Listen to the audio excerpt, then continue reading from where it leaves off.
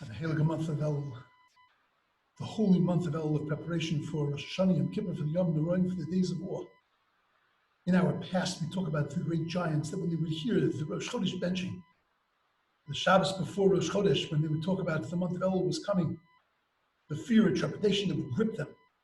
You walk into a yeshiva during the month of Elul, and the fear and the trepidation is incredible. It's palpable.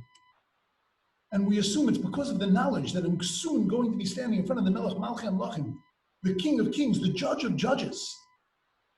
And he's going to look at my life. And he's going to look at my deeds and look at what I've done. And I feel so short.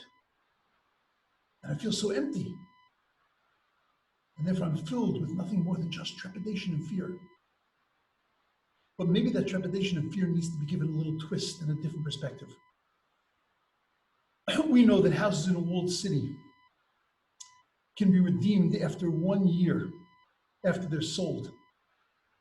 Anytime after that, if the houses in a walled city are redeemed, then the person who redeemed them, it becomes theirs. It becomes theirs in perpetuity. It never gets canceled. In the Jubilee year, it never goes back to its original owners. So the Talmud wonders, what's a walled city? What has the din of a walled city? And we look at the Torah, and the Torah tells us, Asher lo choma. The Torah says, Asher lo choma. We read it like it's got a vav, that it has a wall. But our rabbis tell us that there's another way to read it, because it's written with an aleph, Asher lo choma, that it doesn't have a wall.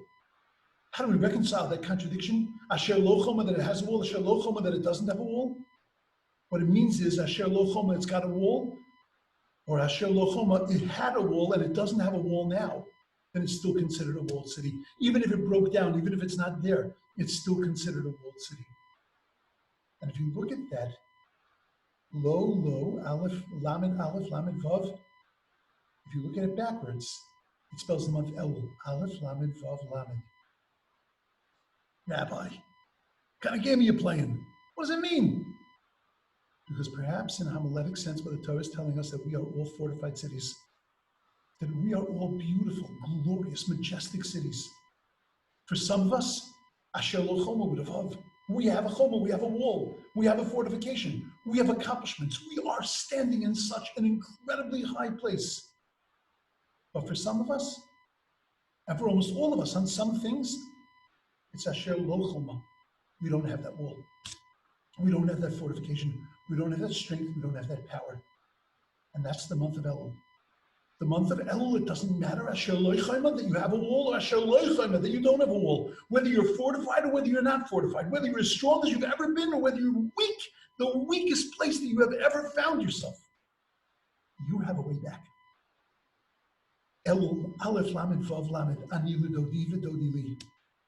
I am standing here searching for my beloved. And as long as I am searching for my beloved, as long as I am looking for God and a connection to him, in Dodi li, then my beloved is for me. Aleph lamed vav lamed. Elul. That's what this month is about. And you know what the fear and trepidation is? Because it's so easy.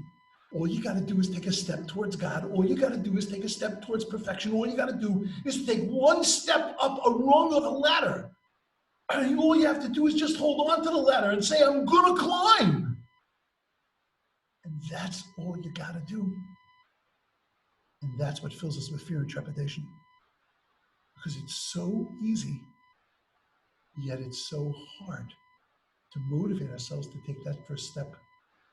But once we take that first step, then ani l'dodi, I turn myself to God. Dodi li, he turns himself to me.